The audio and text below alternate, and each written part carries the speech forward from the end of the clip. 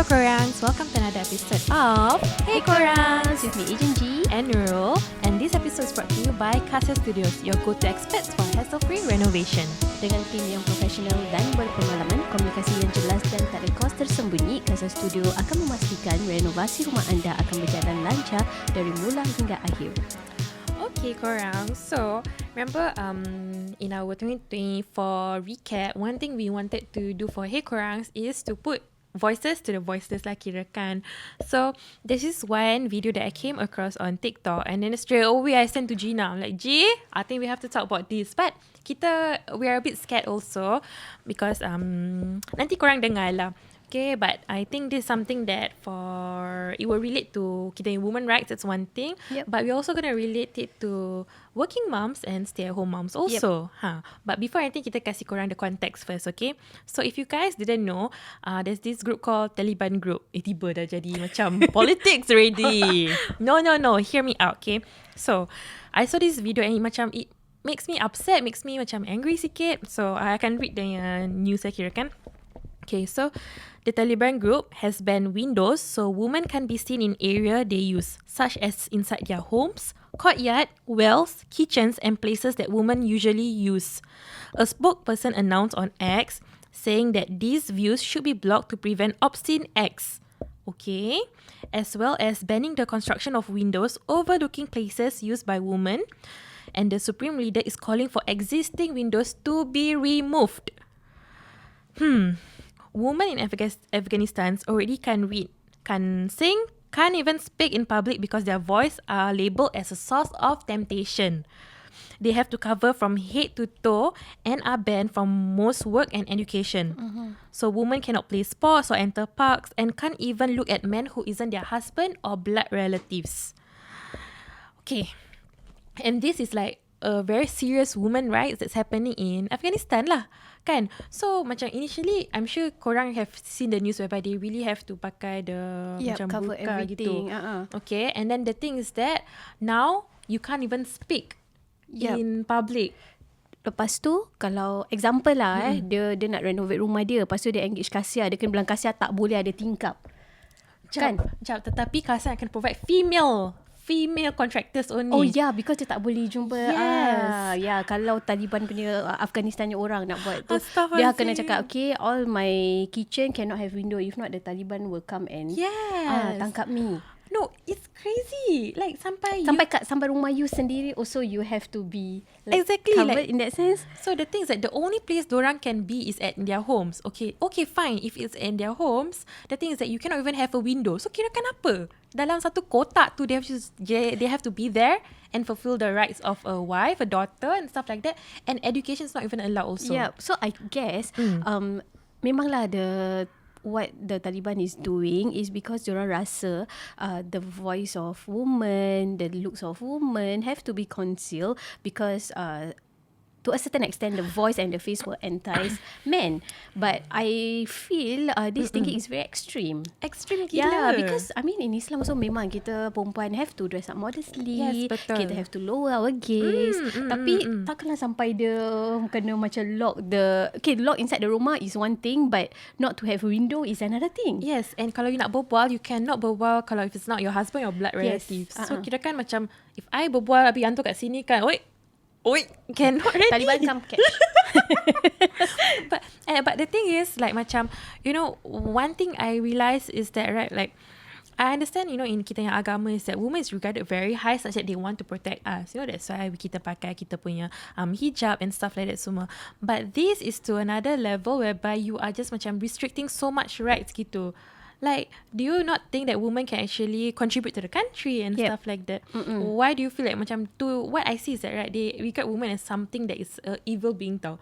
Macam the one that caused the problem. Yes. That's why diorang rasa macam okay, put aside dalam lock, so no problem will happen. And for them to say that so that you block the windows so there's so that it's not obscene and stuff like that. Yeah, macam kalau lelaki jalan kat luar ke nampak tengah basuh pinggan ke macam cantik. How is it obscene when they already dah tutup? Cover, yes. Yeah, cover like that. So then macam that it makes me reflect that okay, alhamdulillah, like we are in Singapore, there's a lot of macam freedom we are given and stuff like that semua kan. And then it got me to, because the other time I had a talk with my friend lah, she baru balik daripada macam her pantang gitu, right? okay. So she's back to kerja. The thing is, adalah, this is macam this auntie, auntie yang staff gitulah.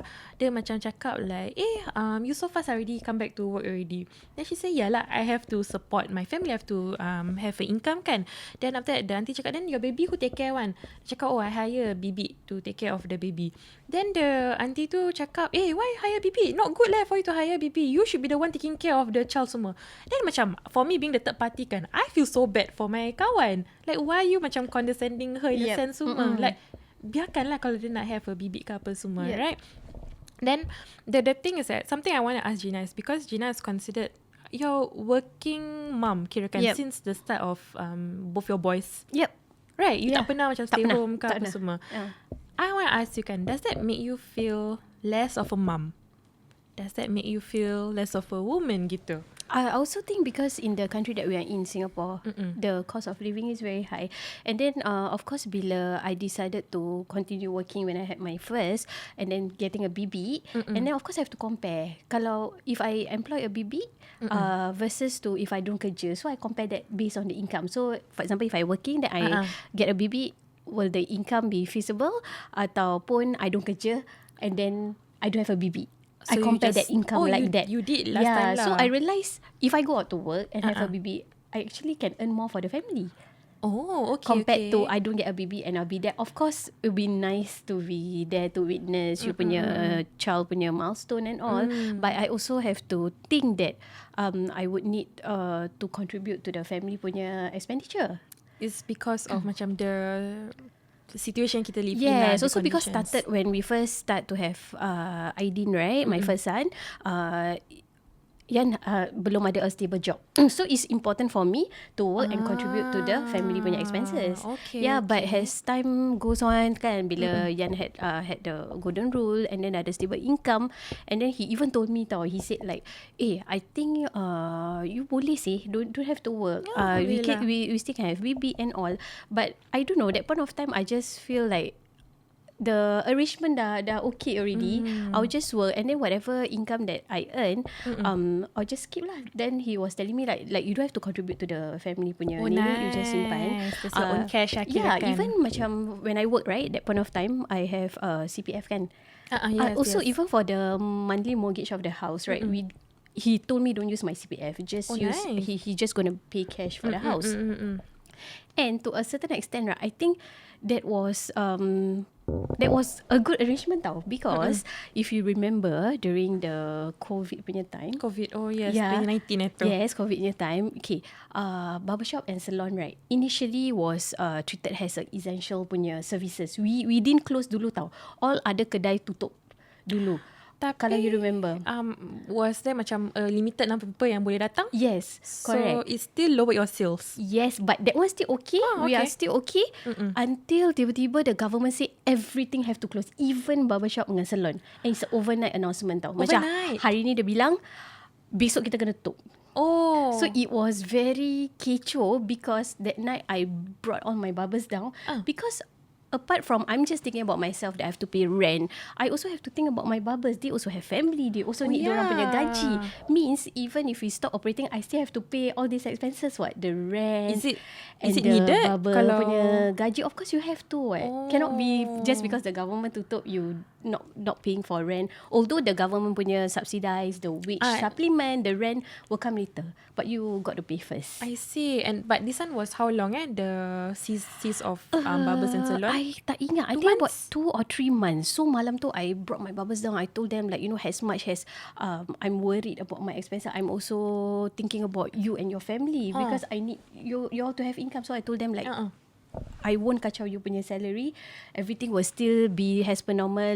Let us just settle our side. Even if the barbers don't cut? Yeah, they will still get dorang punya share of salary lah because they also need to survive. But at least there's a form of assurance as me as a worker gitu. Of course. I mean like, like the employee will still feel, dia tengok bila like you susah senang together with them. Right or not? Yeah. So I told them like, we just hope like the closure won't be so long. So at least the loss also won't be so great. Okay. And the damage also.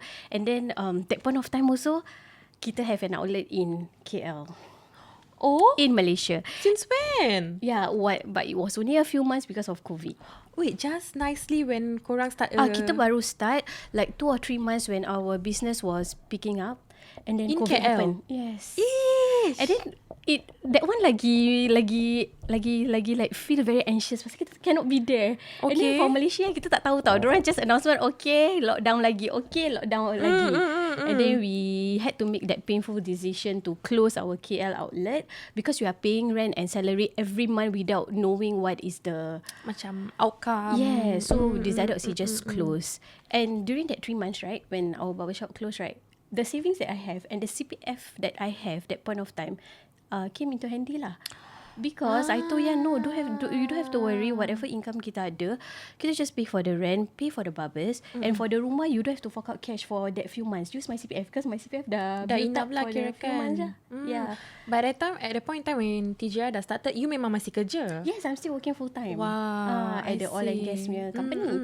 So I guess apart from just being a working mom and helping your family to macam help with the money income, I think when the time when your family or your spouse face problems like this, you have to be there to help. Macam you have to be level-headed lah to be able to help. Can you in imagine if I'm not situation. working that point of time? Have been like a stay-at-home mom, and then this happened. We still have to. I mean, of course, we'll be able to cover, but the loss will be greater than whatever Yalah, that we went through lah. So a few months after that, I just paid the house monthly installment by my CPF, and whatever savings I just contribute for. And if I'm not wrong, tak lama lah, like 3 months, and the shop open again. And then after that, all the wage supplement come in, the rental.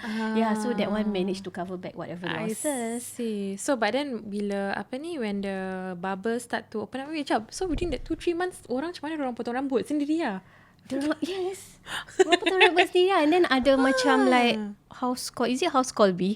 I say yang ada house call. Ada those yeah. kinds. And then bila buka also is quite challenging because ada a certain distance. Diorang have to. Even barbers, Yeah. macam lupa what is all this COVID regulations semua. Ish. Yeah. So yeah, that was one of the like the Macam test. Yeah. As a working mom lah, kirakan like, you could macam give back in this form of way. Then, like for stay at home mom kan, I think something individual that I want to quote is really my mom. Like my mom gave birth to me when she was young lah, and ever since then she became a stay at home mom. Oh, tak kerja langsung? Not at all, because she thought that my children is my number one priority. So at the point in time, my adik is just 1 year younger than me kan.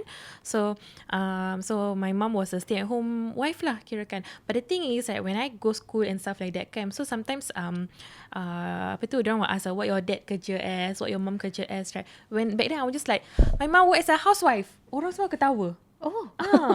Okay, tak apa. But then sometimes when my mom meets like other parents ke apa semua, right?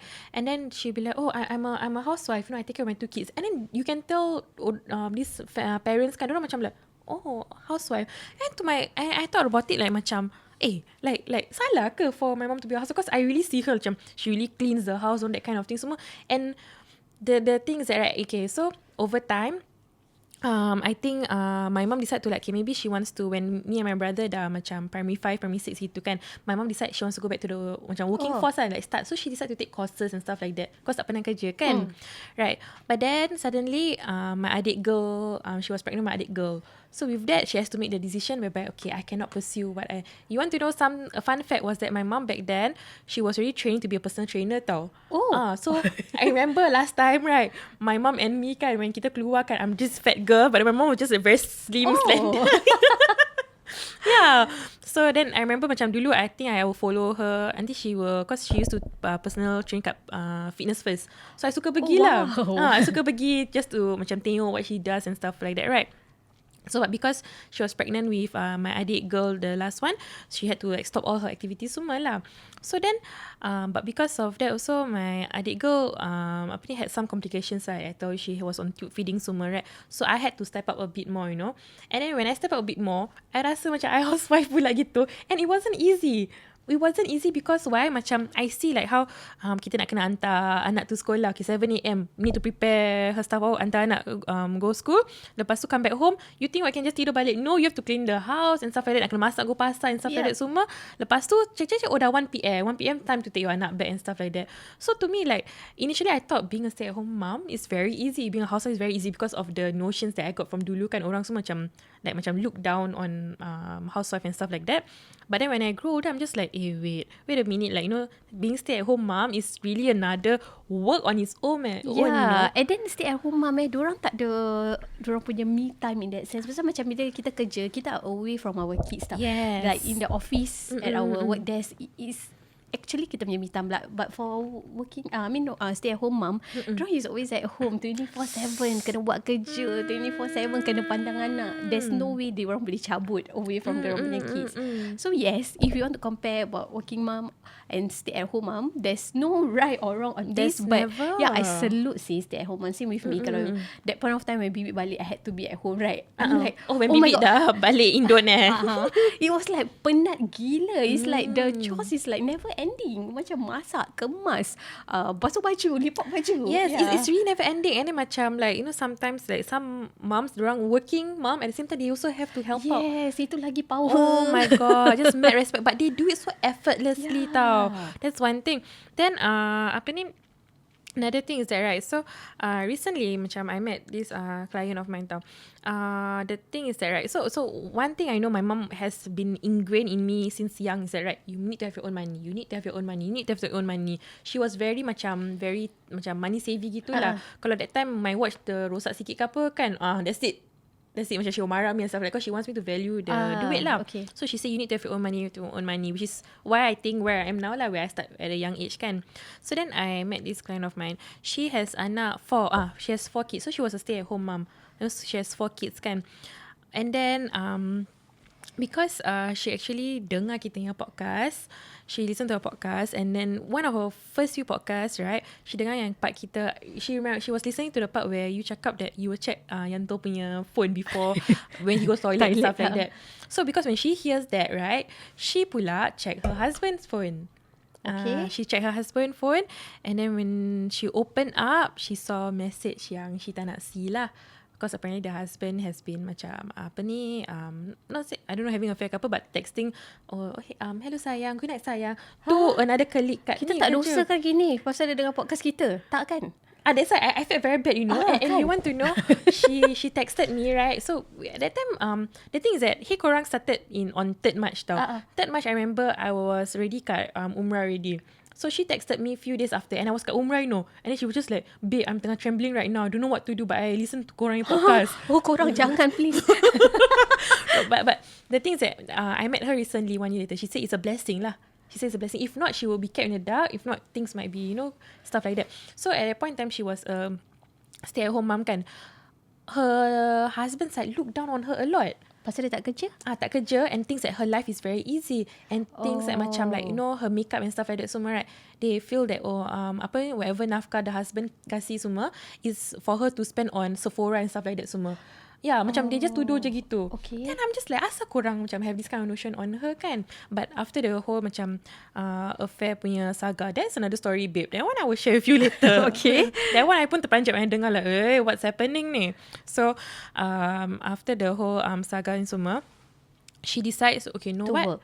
She decided, I want to kerja because I really need to have my own money for myself, because at the point in time she couldn't trust her husband. The husband go through an affair and stuff like that semua.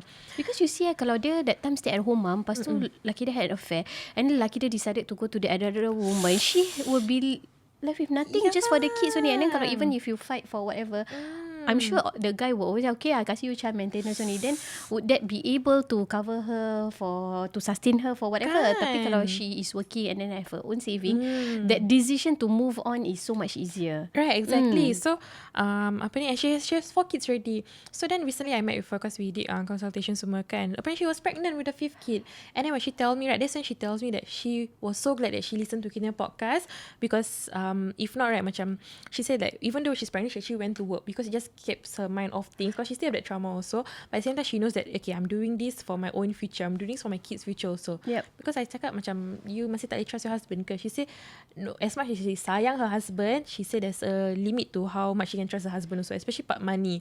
Okay. Yeah, so that's why she cakap macam this whatever she's doing with me, for example she buat investment, she say she tak let the husband know. And I how I say, I respect her for that lah. Like let this be your own money that you don't kasi your husband tahu and stuff like that. So that's one story kan.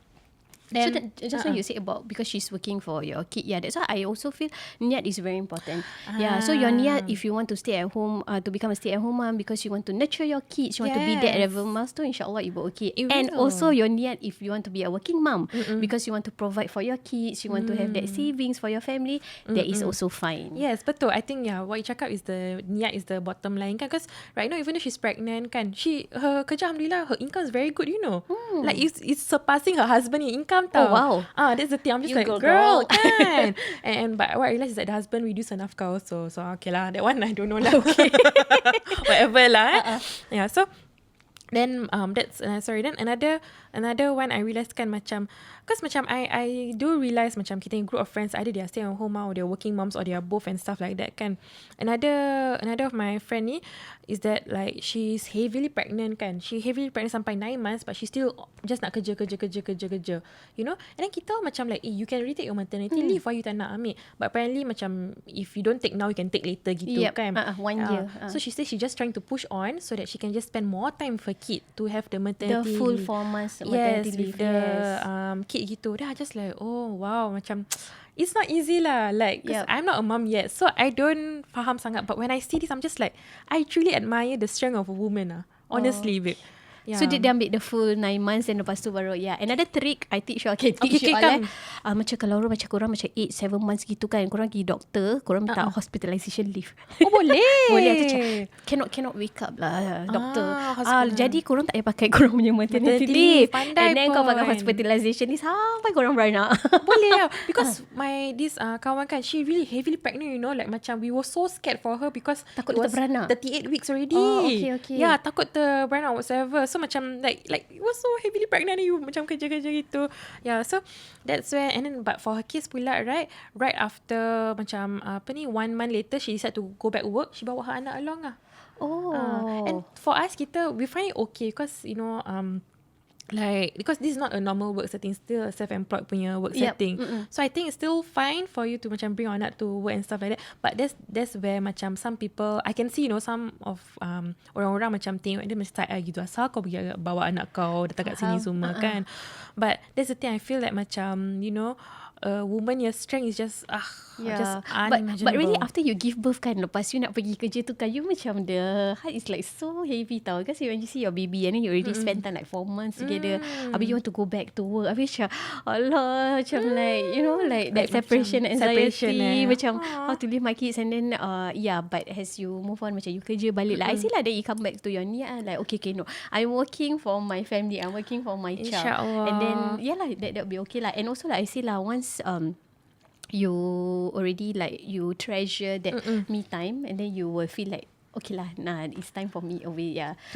Kalau tak, then just ambil leave, ambil hospital leave, ambil MC, macam gitulah. Tapi sekarang not a lot of people know, but now paternal leave pun dah increase dah. The government start to increase so. And I feel that they should. You want to encourage more birth rates, you need to do implement this kind of things, you know.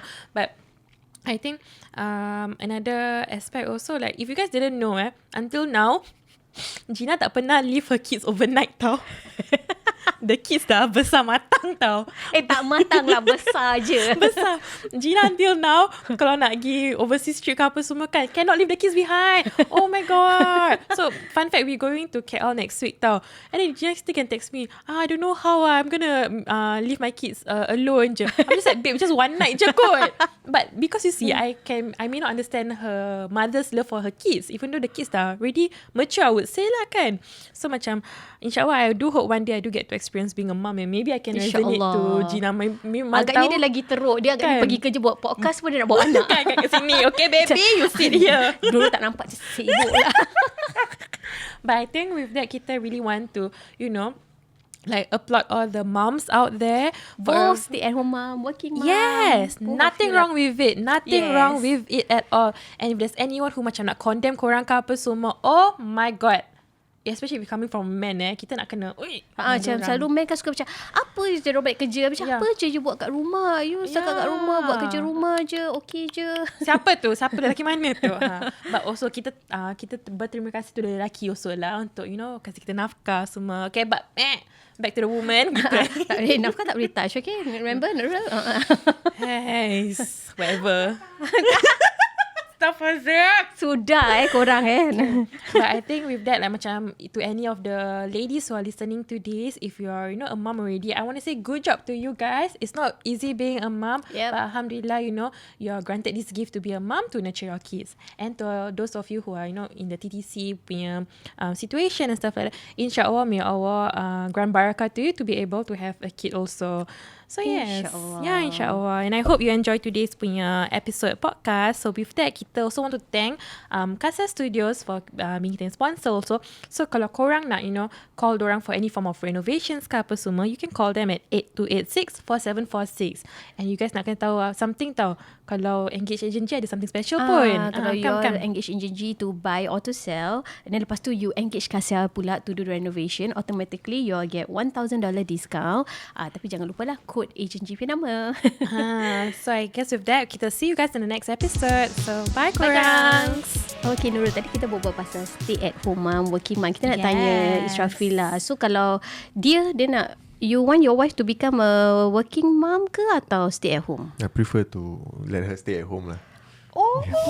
Hey, wait a minute. Before anything, Strafil's married already, okay? So we just asking based on that. Why stay at home mom? Stay at home because she likes staying at home. So why not do something that she likes? So I work hard, she just rests at home. Oh, bagus. Tapi kalau dia macam no, I need my freedom, I want to go out to work. Will you give her that also? I think I would. Oh, you would? Okay. Flexible. He's a flexible guy, Okay, tak apa. To put aside. I nak tanya Israfil this burning question because my client keep asking me. That's why I thought like when I jumpa you, I want to ask.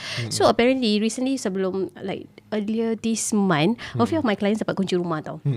Dia bila diorang dapat, they were so worried. They keep asking me, Gina, ni kalau nak renovation, it will be Chinese New Year tau. Kalau Chinese New Year, everything get delayed. Because diorang punya pekerja semua balik kampung. And then nobody is working.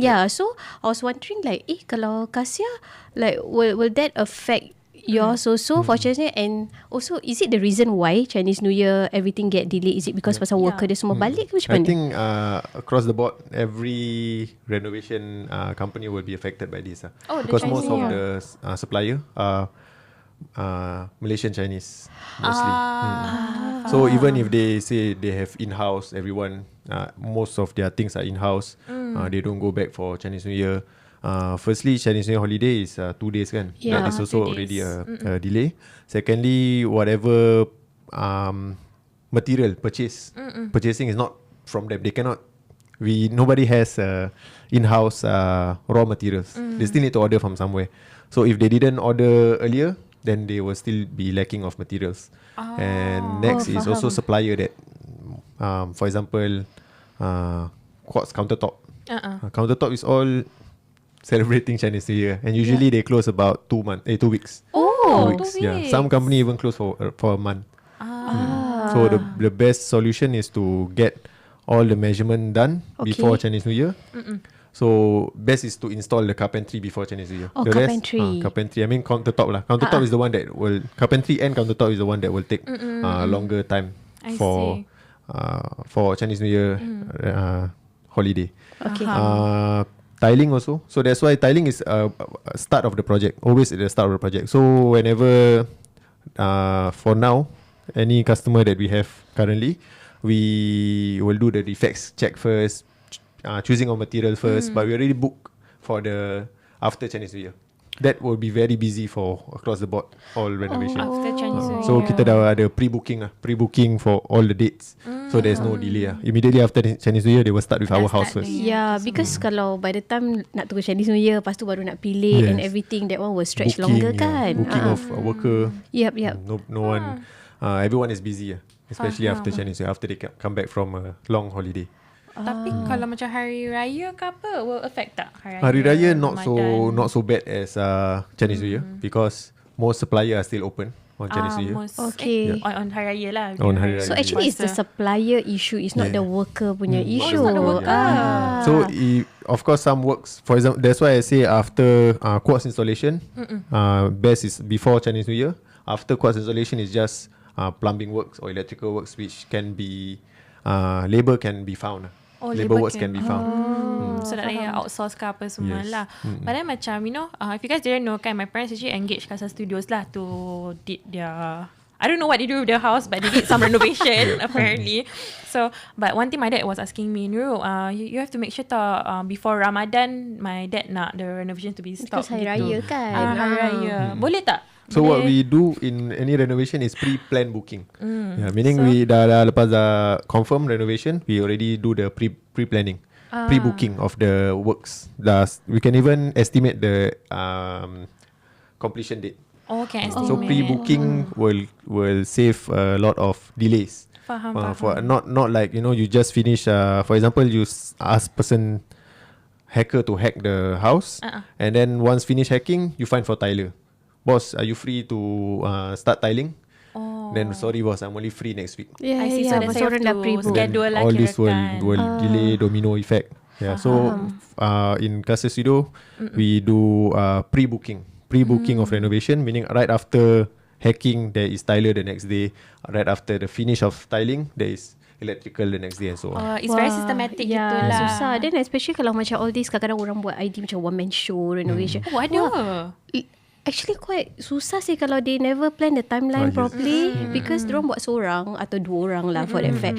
Habis nak buat ni kalau the arrangement tak buat correctly, yalah, that's when all the timeline overshot kan. But katakan kalau any of kita yang listen sekarang kan, they want to do renovation kan, boleh tak be just nice, boleh done by Ramadan Hari Raya period? Ya, kalau boleh diorang tak? consult Kalau sekarang gitu. Kalau sekarang kita boleh plan accordingly. Tapi kalau too late, for example dah start Ramadan, still a bit too late, depending on the project scope, because the bigger it is, the longer it takes. Faham. Kalau dah center of Ramadan dah a bit harder lah. I see. But still they will be entitled for the upcoming promotion lah. So that's why for those of you yang nak make your house looks glamorous ke apa semua, best time lah to consult Casa Studio sekarang kan, so at least you can get it done before Hari Raya. Because why? Kita ada this Hari Raya promo and it's 10% off you punya whole quotation, tetapi you have to make sure it's above $22,000. Tapi ada limit also lah, takkan Hari Raya sampai end of the year kan. So if you guys want to know more, you guys can actually contact Israfil from Casa Studio at 8827-4467. Itu dia. By the way, listeners kita also is the witness to make sure that my parents punya renovation is done by Ramadan. Habis kau Thank you. Okay, with that kita say bye korang.